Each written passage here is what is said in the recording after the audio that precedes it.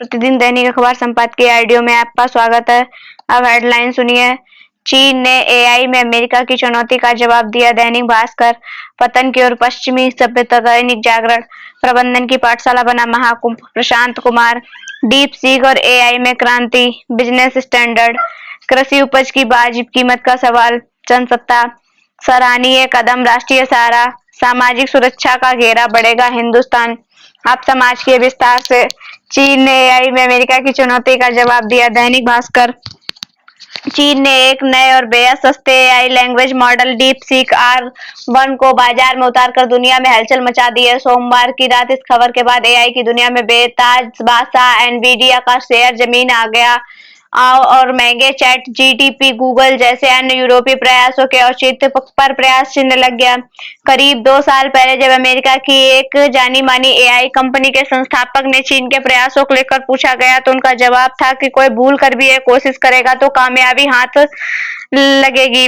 वे भूल गए कि उनके साथ इस कथन के 1 साल पहले ही चीन एआई आधारित क्वांटम कंप्यूटिंग शोध पर $15.3 अरब खर्च करने का ऐलान किया था, जो अमेरिका की इस मद में व्यय का 5 गुना और पूरे यूरोप के खर्च का 2 गुना था। चीन के तकनीकी कौशल को लेकर अमेरिका उद्यमी हिकारत का भाव रखते हैं। डीप सीक R1 इसी अहंकार का जवाब था जिसने वॉल स्ट्रीट को धराशायी कर दिया। मार्केट सेंटीमेंट गिरने का कारण था इस नए मॉडल का अमेरिकी मॉडल के मुकाबले मात्र 3% मूल्य होना। अब अमेरिकी पूरी दुनिया इसे डाउनलोड कर रही है। अमेरिका में कंडक्टर बेचे जाने वाले देशों की लिस्ट में चीन को नहीं रखा था। चीन ने इस चुनौती के रूप में ले लिया। देखें अब इस पर क्या प्रतिक्रिया होती है। पतन की ओर पश्चिमी सभ्यता। दैनिक जागरण। शंकर सरड़ लेखक, राजनीति शास्त्र के प्रोफेसर एवं वरिष्ठ स्तंभकार हैं। 1.5 वर्ष पहले इजराइल पर हरकत अल मुकवातुल इस्लामिया यानी हमास का हमला युद्ध की तरह लंबा चलता रहा। यूरोपीय शक्तियां इसमें निष्क्रिय निष्प्रभावी रहीं। यह बदलते हालात का संकेत है। 6 दशक पहले 4 अरब देशों ने इजराइल पर चढ़ाई की थी और चारों के एक सप्ताह में मुंह की खानी पड़ी थी। अब स्थिति यह है कि कोई देश नहीं बल्कि औपचारिक सत्ता से विहीन एक इस्लामी संगठन ने इजराइल को त्रस्त कर दिया। अब भी युद्ध विराम हुआ, कोई जीत हार नहीं हुई, बल्कि जबकि इन दशकों में युद्ध तकनीकी ने परिष्कार हुआ। यह घटनाक्रम इस्लामी राजनीति के समक्ष यूरोप पश्चिमी के पिछड़ने और अंततः गिरने की आशंका को दर्शाता है। महान रूसी लेखक सोल्जेनित्सिन ने 50 वर्ष पहले पश्चिमी की मानसिक नैतिक स्थिति को आश्चर्यजनक रूप से दुर्बल होता पाया था। उन्होंने अनुभव किया था कि जिन मूल्यों और चेतना से आधुनिक यूरोप महान बना उससे वह दूर हो चुका। अब मात्र भौतिक सुख सुविधा मुख्य प्रेरणा बन रही है। ऐसा समाज किसी विकट चुनौती के सामने घुटने टेकने को तैयार रहेगा। समय से उन्हें अक्षरशः सही ठहराया। जो दशक पहले इतालवी अमेरिका पत्रकार ओरियाना फलासी ने रेज एंड प्राइड तथा फोर्स ऑफ रीजन जैसी पुस्तकों में अपने लंबे अनुभव से लिखा था कि यूरोप मर रहा है, उसने अरब तेल के सामने अपनी प्रतिष्ठा बेच दी और किंतक विमूढ़ हो चुका है। फलता वहां बाहरी अंदरूनी दोनों रूपों में इस्लामी दबदबा बढ़ रहा है। हाल में अमेरिका विद्वान बिल बार्नर और रिचर्ड बेकिन ने यूरोप, अमेरिका तथा बांग्लादेश, भारत के घटनाक्रमों के लंबे शोध से वही पाया। पश्चिमी सभ्यता का अग्रणी बौद्धिक, राजनीतिक एवं असुविधाजनक स्थितियों में शत्रुमुर्ग की तरह बचकर सब कुछ सामान्य देखना चाहता है। भारतीय नेता बौद्धिक तो प्रायः पश्चिमी के अंध अनुयायी ही रहे हैं, तो सुखद सच्चे बदले सुखद झूठ को महत्व देते हैं। भविष्य का परिणाम पहले ही सुनिश्चित नहीं होता। कोई भी अभी लघु दिखता तत्व कभी आगे बढ़कर निर्णायक हो सकता है, या कोई आकस्मिक नया तत्व सारे अनुमानों को उलट फेर सकता है। किंतु दशकों से विभिन्न क्षेत्रों में विविध संकेतक या इंगित कर रहे हैं। राजनीतिक, कूटनीतिक या शैक्षिक, बौद्धिक या जनसांख्यिकी में अभी तथ्य आकलन के लिए सामने है। प्रबंधन की पाठशाला बना महाकुंभ। प्रशांत कुमार लेखक, उप पुलिस के महानिदेशक हैं। महाकुंभ में अब तक 12 करोड़ श्रद्धालु डुबकी लगा चुके हैं। आस्था के इस महासागर का फैलाव बढ़ता जा रहा है। अनुमान है कि मौनी अमावस्या पर 10 करोड़ से अधिक श्रद्धालु स्नान लाभ प्राप्त करेंगे। एक स्थान पर एक समय में इतने विशाल जनसमुद्र की सुरक्षा उत्तर प्रदेश पुलिस के समक्ष हिमालय जैसी चुनौती है। हमारी सुगठित, सुव्यवस्थित और कुशल पुलिस इस चुनौती से सहजता से पार पा रही है।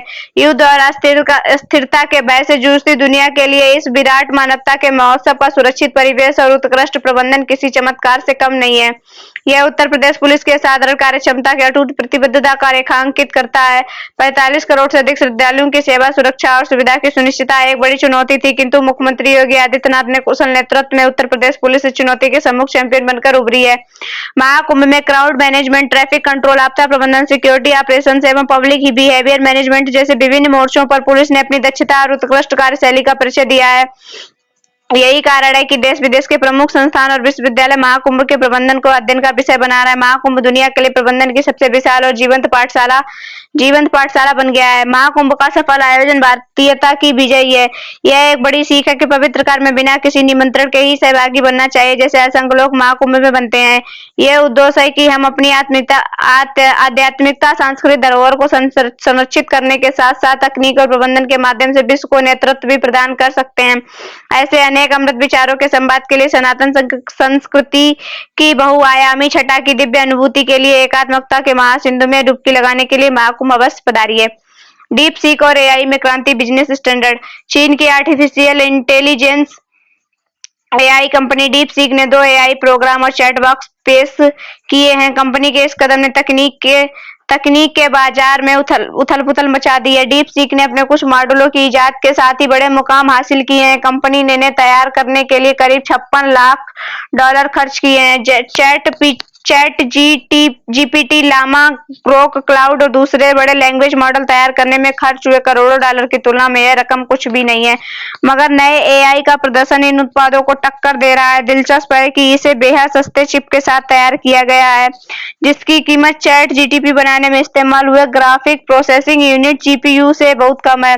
दावा किया जा रहा है कि कंपनी ने इसे प्रशिक्षण में केवल 2000 जीपीयू का इस्तेमाल किया था, जो चैट जीटीपी में इस्तेमाल हुए जीपीयू की तुलना में बहुत कम है। आर्थिक लिहाजा से डीप सीक ने पूरे बाजार में तहलका मचा दिया है। एआई तकनीक में खासा दखल करने वाली कंपनी एनवीडिया का शेयर पिछले कुछ दिनों में ऐसा लुढ़का है जिसे कि उसका बाजार मूल्यांकन 20% कम हो गया है। अन्य सूचीबद्ध कंपनियों और स्टार्टअप इकाइयों के मूल्यांकन में भी कमी आई है। भारतीय इंजीनियर इस तरह की चीजों के लिए अधिक तैयार रहते हैं, बस उन्हें केवल प्रोत्साहन की जरूरत है। भारत में एआई से जुड़ी योजनाओं को बढ़ावा दिया गया है। देश में तकनीकी की गति बढ़ेगी। देश में डाटा केंद्रों का विकास भी तेजी से हुआ है और मजबूत डिजिटल ढांचे की मदद से यहाँ का बाजार डीप सीक द्वारा तैयार तकनीकों के विकास के लिए पूरी तरह तैयार दिख रही है। ऐसे में भारत इन नए प्रयोगों के लिए माकूल स्थान बन सकता है। कृषि उपज की वाजिब कीमत का सवाल, जनसत्ता। रिपुदमन सिंह। किसान लंबे समय से फसलों के न्यूनतम समर्थन मूल्य यानी एमएसपी को कानूनी गारंटी की मांग उठा रहे हैं। इसे लेकर उभरा किसान आंदोलन खत्म होने का नाम नहीं ले रहा है। फिलहाल संयुक्त किसान मोर्चा ने शंभू सीमा से दिल्ली के लिए किसानों का पैदल कूच करने का फैसला स्थगित कर दिया है। केंद्र सरकार की ओर से बैठक का प्रस्ताव आने के बाद जगदीश सिंह डल्लेवाल ने चिकित्सीय सहायता लेना भी स्वीकार कर लिया। अपनी मांगों को लेकर आमरण अनशन पर बैठे किसान नेता डल्लेवाल का स्वास्थ्य प्रतिदिन गिर रहा था, इसलिए सरकार ने किसानों के साथ वार्ता करने का प्रस्ताव रखा, जिसे किसानों ने खुले मन से स्वीकार कर लिया। सन 2020 में केंद्र की भाजपा सरकार ने 3 कृषि कानून लागू करने की घोषणा की थी। सरकार ने कई मंचों पर उन कृषि कानूनों के फायदे भी गिनाए थे। उनके बावजूद किसान लगातार आंदोलन पर डटे रहे और आखिरकार सरकार को तीनों कृषि कानून वापस लेने पड़े।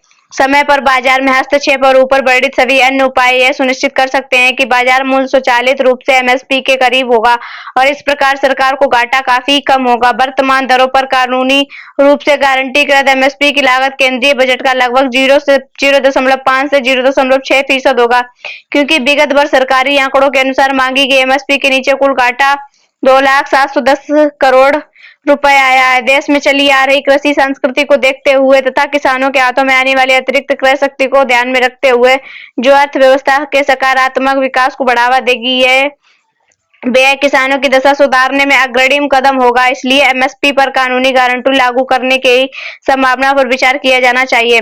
सराहनीय कदम, राष्ट्रीय सहारा। उत्तराखंड में सोमवार के समान नागरिक संहिता यानी यूनिफॉर्म सिविल कोड यूसीजी लागू हो गया और इस तरह से आजाद भारत में यह पर्वतीय प्रदेश यूसीजी लागू करने का पहला राज्य बन गया।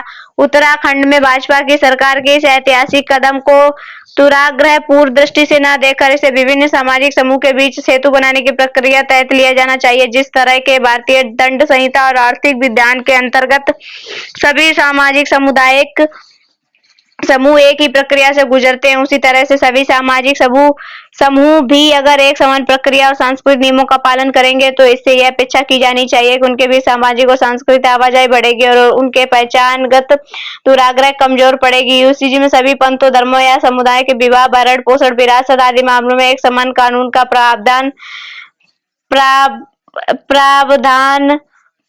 प्रावधान किया जाना चाहिए।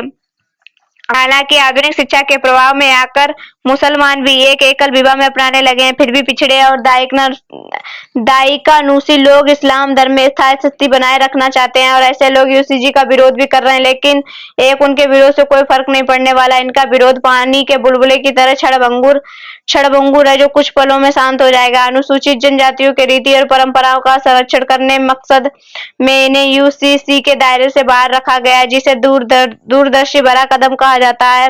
लिव इन रिलेशनशिप से जुड़ी उछल-खलता और दायित्वहीनता बोध को सामान्य नागरिक संहिता कानून के जरिए नियंत्रित किया गया है। यह सराहनीय कदम है। लिव इन रिलेशनशिप में रहने वालों को 1 महीने के भीतर पंजीकरण कराना अनिवार्य होगा। उत्तराखंड के मुख्यमंत्री ने इसे लागू करने के बाद कहा कि राज्य के सभी नागरिकों के संवैधानिक और नागरिक अधिकार अब समान हो गए हैं। उम्मीद की जानी चाहिए कि यूसीसी भारतीय समाज में मौजूद बुराइयों को समाप्त करने में सहायक होगा। सामाजिक सुरक्षा का घेरा बढ़ेगा। हिंदुस्तान तेजस्वी प्रसाद यादव, नेता प्रतिपक्ष, बिहार विधानसभा। यह हमारी प्रतिबद्धताओं का मर्म है कि कोई भी सामाजिक सुरक्षा योजना सौगात नहीं है और यह मुफ्त तो कतई नहीं है। सामाजिक सुरक्षा रेवड़ी भी नहीं है। सामाजिक सुरक्षा देश के संयुक्त संसाधन कोष को प्रदान की जाती है और नागरिक का इस पर पूरा अधिकार है। अगर आज देश के नेता औसत नागरिक सामाजिक सुरक्षा को सौगात, मुफ्त या रेवड़ी जैसे शब्दों से जोड़ते हैं तो यह दुर्भाग्यपूर्ण है। सामाजिक सुरक्षा के प्रति संकीर्ण और नकारात्मक आम समझ बनाने में अभिजात तबके और उसकी सदैव पैरवी करने वाले मुख्य धारा मीडिया की एक बड़ी भूमिका रही है। उद्योगपतियों को जब औने पौने भाव जमीन, टैक्स, हॉलिडे या सब्सिडी मिलती रहे तो सब ठीक। हालांकि अगर इससे रोजगार उत्पन्न हो रहे हैं तो इस पर किसी को कोई आपत्ति नहीं है। दूसरी तरफ अगर गरीब और मध्यम वर्ग के लोगों को कुछ राहत मिल जाए तो यह